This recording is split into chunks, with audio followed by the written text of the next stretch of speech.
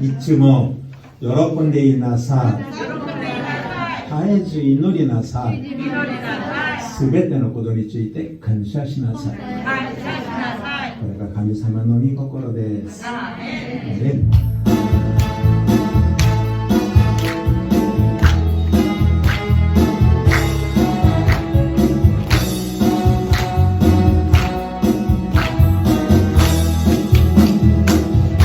그날이 도적같이 이룰 줄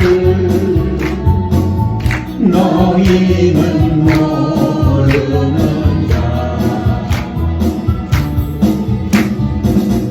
늘 깨어 있으라 잠들지 말아라 주님과 동행하라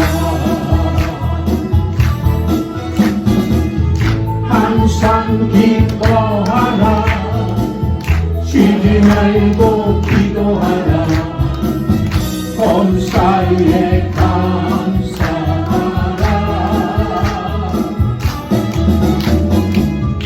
이는 예수 안에서 너희에게 향하신 하나님 뜻이니라 대왕놈 미카미가 와레오 기억구시 가모고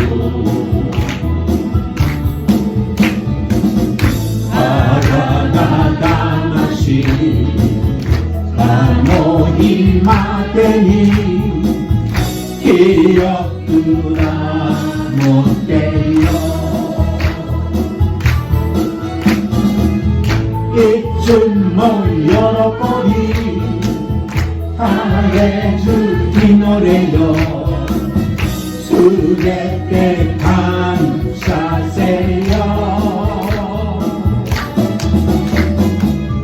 고래와 가미가 와레미 너전우 이문에 도나리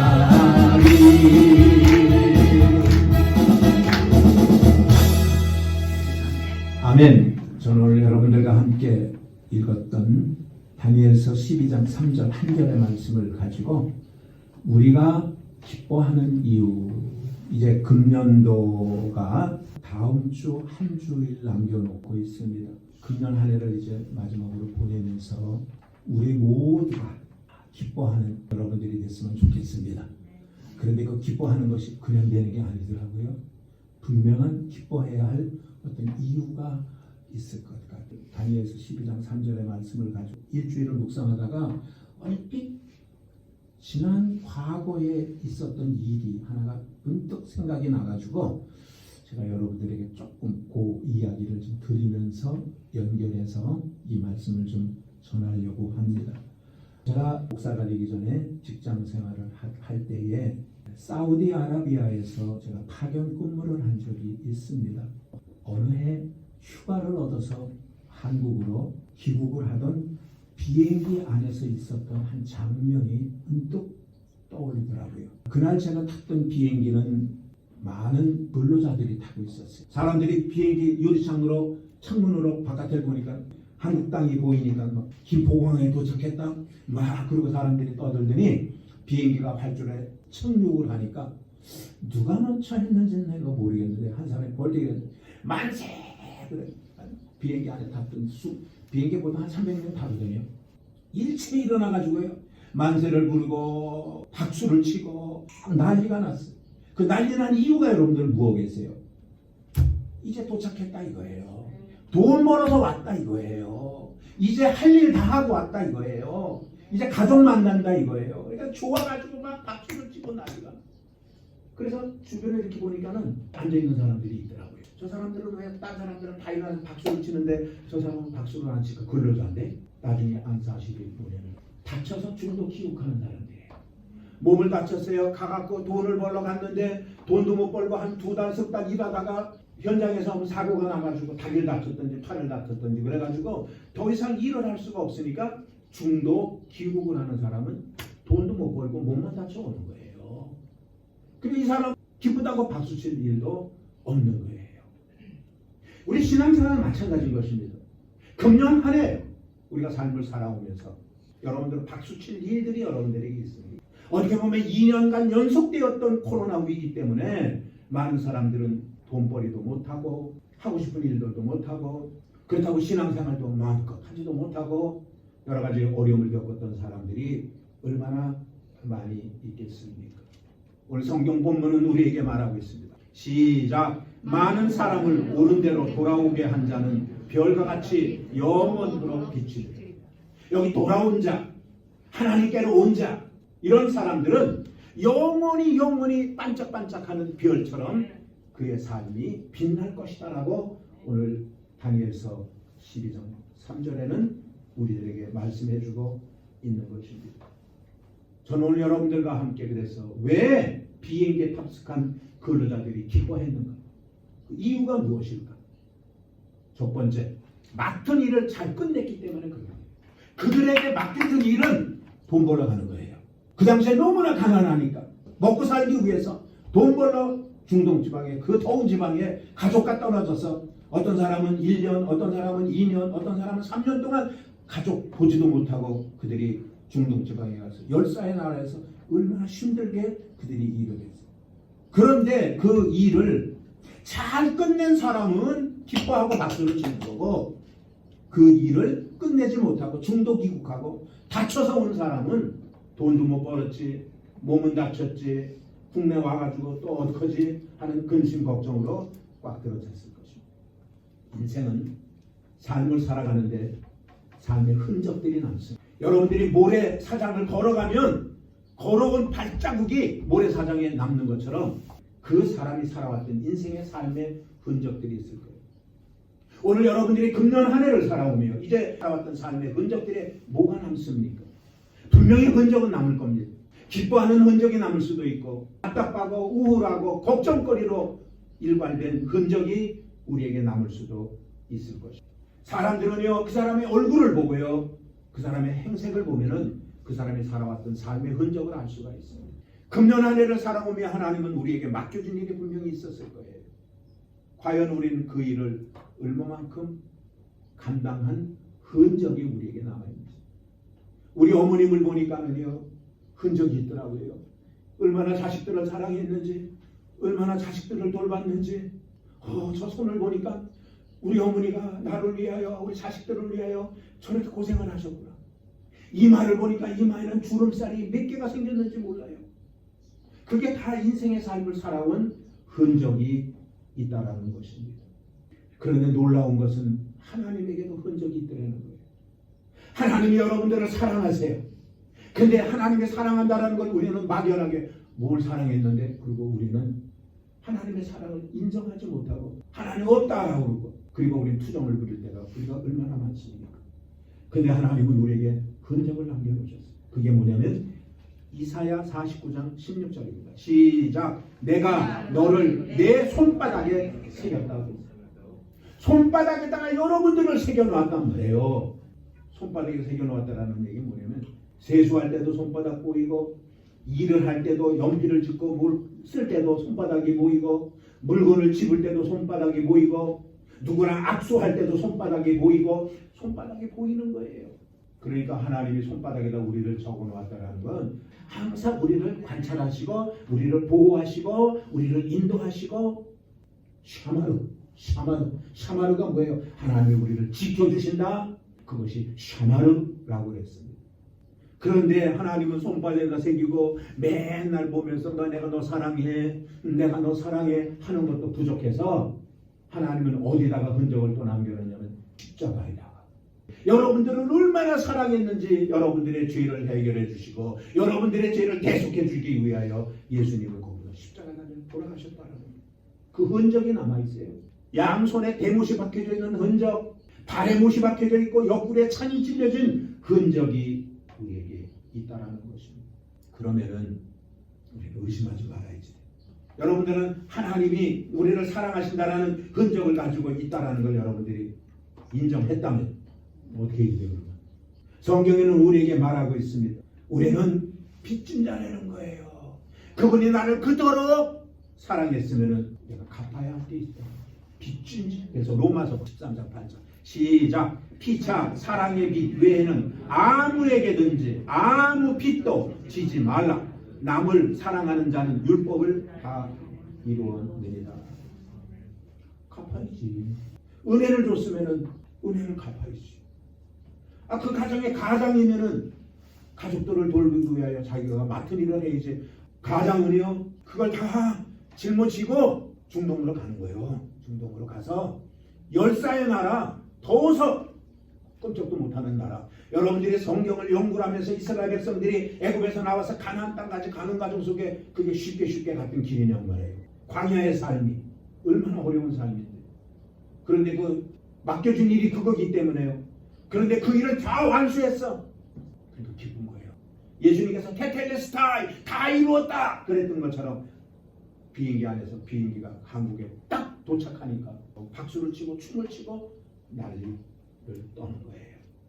사랑하는 여러분들이요, 하나님은 우리에게 맡겨준 일이 있어요. 보세요.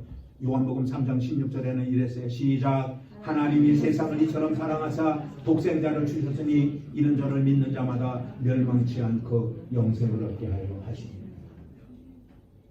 예수를 믿는 게 복인 거예요. 이게 영생을 얻는 거예요. 우리에게 맡겨준 일이 이거예요. 그래서 내 자신이 먼저 예수를 믿고 구원을 받고, 그리고 주변에 있는 사람들이 예수 그리스도 앞에 오도록 우리가 일을 하는 것이 하나님이 나에게 맡겨준 일이야. 금년에도 여러분들에게 맡겨준 일이야. 오늘 여러분들이 2021년도 12월 오늘 19일 오늘 시점에서 여러분들이 지나온 시간들을 바라보면서 맡겨준 일이 잘 감당됐으면 여러분들은 기뻐할 수 있어요. 근데 그게 하나도 없다면, 그 흔적이 남은 게 없다면, 나 하나 먹고 살기도 힘들고 나 하나 신앙생활하기도 힘들어서 허덕허덕거리고 여기까지 여러분들 왔다면 여기 기뻐할 사람이 누가 있겠어요? 뭘 기뻐하겠어요? 누구 한 사람 전도를 못했는데 기뻐할 일이 뭐가 있겠어요? 그러나 오늘 비행기 안에 탔던 그 사람들은 무언가 다 이루었기 때문에 그들은 기뻐한다. 성경은요 끊임없이 우리에게 영혼 구원에 대해서 말씀하고 있습니다. 마태복음, 마가복음, 누가복음, 요한복음, 사도행전까지 들어가면서 전체가 맥락이 그거 하나입니다. 딴 것 없습니다. 마태복음 28장이 끝이에요. 끝에 뭐라고 그랬어요? 너희는 가서 모든 족속으로 제자를 삼아 아버지와 아들과 성령의 이름으로 세례를 주래. 전도하라는 거예요. 그리고 마태복음은 끝났어요. 그 다음에 마태, 마가복음도 이게 16장이 맨 끝이에요. 16장에서 시작. 또 가라사대 너희는 온 천에 다니며 만민에게 복음을 전해라. 16절까지 있는 가운데 많은 사건들이 있어요. 중풍병을 고치고 모르라고 누가복음 5장에는 베드로가 갈릴리 바다에서 고기를 이만큼 잡고 그물이 찢어질 만큼 잡고 그 다 이야기를 하고 결론은 만민에게 복음을 증거해요. 그 다음 마태, 마가, 누가 24장이 끝이에요. 20끝에 끝이에요. 그 부분 보세요. 시작. 또 그의 이름으로 죄사함을 얻게 하는 회개가 예루살렘으로부터 시작하여 모든 족속에게 전파될 것을 기록하라. 죄사함을 받고 하나님의 자녀가 되고 하나님의 백성이 될 것을 기록하려는 거예요. 전도하려는 거예요. 전도한 내용을 보다 기록하려는 거예요. 요한복음 21장 맨 끝에 보니까 너가 나를 사랑하니 베드로고 내 양을 먹이고 내 양을 쳐. 내 양이 뭐예요? 예수 믿지 못하고 세상 속에서 지금 힘들어하고 있는 저들을 주께로 인도하라고 이야기를 하는 거예요. 그리고 사도행전으로 넘어가갖고 사도행전 1장 8절에 오직 성령이 너희에게 임하면 너희가 권능을 받고 예루살렘과 유대와 사마리아와 땅끝까지 이르러 내 증인 전도하는 사람이니라. 이것이 우리에게 맡겨준 일이에요. 두 번째는 그래서 뭐냐? 가족을 살릴 수 있잖아요. 이 사람은 이제 돈 벌어왔잖아. 중도 귀국한 거 아니잖아. 맡겨준 일 다 했잖아. 그러니까 이 사람은 즐거운 거야. 박수를 치는 거예요. 야, 이제 우리는 살았다. 우리 가족은 이제 내가 살릴 수 있다. 오늘 사랑하는 여러분들의 행복한 사람이 누군 줄 알아요? 남을 살리는 사람이에요. 아버지가 중동지방에 가갖고 그 열사의 나라에서 고생한 거 보람이 있잖아요. 내가 돈을 벌어갖고 오니까 우리 마누라가 은행에다가 차곡차곡 돈 쌓아놨겠지. 이제는 이제 애들 사주고 싶은 옷도 사줄 수 있고 이제 유원지 놀러도 갈 수 있고 그런 꿈을 가지니까 얼마나 좋겠어요. 그러니까 가족을 살릴 수 있기 때문에 그는 비행기 안에서 만세 부르고 막 기뻐하고 그런 거예요. 근데 그걸 못한 사람은 다쳐서 온 사람은 돈도 못 벌고 몸만 다쳤고 그러니까 기뻐하지도 못하고 마찬가지 우리가 이 땅의 삶을 살면서 여러분들만 구원받는 게 아니라 목적은 여러분들의 가족, 여러분들의 친지까지도 구원을 받을 수 있도록 여러분들이 만들어야 된다는 것입니다. 여기 사진 보면은요, 썬다싱이라는 사람은 여러분들 다 아는 거예요. 인도의 썬다싱, 맨발의 전도자 썬다싱이라는 사람이 있어요. 이 사람은 사람을 살린 사람이에요. 눈보라가 치는 어느 날 히말라야 산맥을 넘어 저 산 너머로 가는데 한 사람이 쓰러져 있어요. 그래서 이 사람을 죽일 수 없어, 살려야지 돼.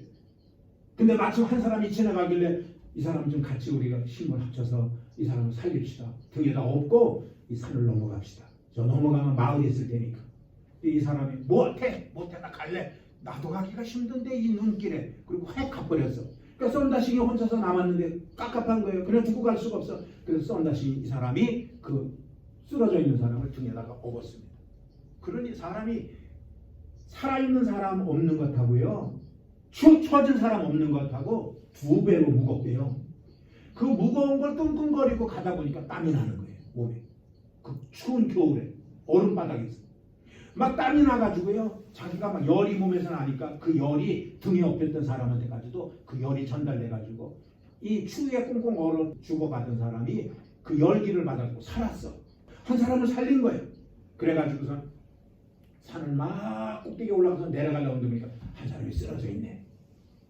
보니까는 아까 그 사람이에요. 그냥 혼자 살겠다고 간 사람이에요. 그래서 우리는요, 살리는 게 행복한 거예요.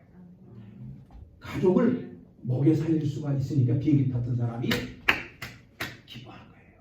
이제 우리 가족은 살았다. 마찬가지예요. 여러분들도 누구를 살려야지 돼요. 교회 안 나오는 사람이 있으면은 참 관심을 갖고, 요즘에 코로나 시대니까 만날 수 없으면은 카톡이라도 보내고, 그냥 부담 가는 소리 하지 말고 잘 있었어? 너 카톡 하나 톡 보내고 말아버려. 언젠가는 그 사람이 나오게끔 돼 있어. 그런 관심을 가지고 여러분들이 사람을 살펴보아야 된다는 것입니다. 천국 가는 길에 쓰러져 있는 사람이 얼마나 많은지 몰라요. 이 사람 하나 쓰러져 있겠어요? 눈길에 얼마나 많은 사람들이 쓰러져 있어요. 가는 길에 쓰러진 사람들이 보이거든 여러분들 그 사람들을 일으켜야 돼요. 그래서 그 사람을 일으키기 위해서 내가 기도하고 그 사람을 위해서 내가 성경도 보고 그러다 보면 내 신앙도 자라는 거예요. 아까 그 사람을 업고 가다 보니까 나도 산 거예요. 만약에 썬다싱도 추위에 홀 떨면서 응치리고 그리고 그냥 가면 이 사람도 얼어 죽을 확률이 있지. 그런데 한 사람을 살리려고 하다 보니까 자기도 살고 그 사람도 살았다. 그래서 우리가 늘 얘기하는 이 갈릴리 바다는 지난번에 이거 보여줬던 거예요. 저 갈릴리 바다 꼭대기에 조그만 갈릴리 바다가 있고 밑에 사해 바다가, 죽은 바다가 이렇게 있어요. 이 갈릴리 바다 이 사진은 얼마나 평온한 그런 갈릴리 바다. 여기는 소금 꾸덕, 소금 꾸덕. 왜 그러냐? 갈릴리 바다는 물을 저 꼭대기에서 받아가지고 물을 휙 한 바퀴 돌다가 다 요단강을 통해서 나가버렸어.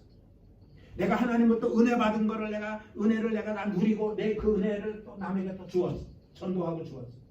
그래서 내가 살아. 이 갈릴리 바다는 얼마나 깨끗하고 좋은지 몰라.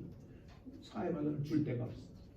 저 바다는요, 지중해 이쪽 바다 본래 지중해 바다보다도 수면이 이만큼 얕으니까 물을 여기다 펌핑을 못 해줘. 물이 빠져나갈 데가 없어. 그러니까 여기 고여 있는 물이에요. 웅덩이 물이에요.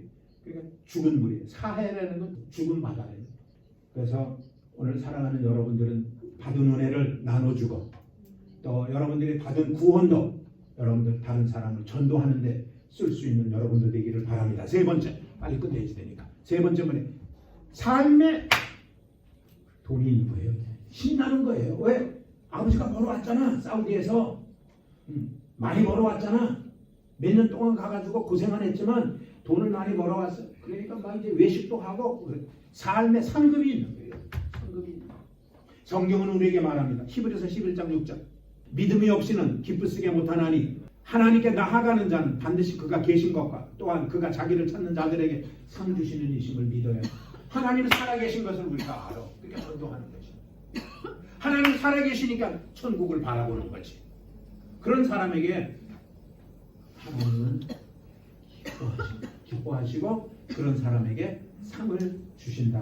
그래서 상을 주신다라는 것은 건강의 상, 행복의 상, 물질의 상, 지혜의 상, 거기 다 갖다 붙여도 괜찮아. 하나님이 우리에게 주시는 거니까, 좋은 거 주시는 거니까. 오늘 사랑하는 여러분들이 그래서 이 땅의 삶을 살면서 상을 받고 삶을 살아갈 수 있는 저와 여러분들이 되어주시기를 주님의 이름으로 축원을 드리겠습니다.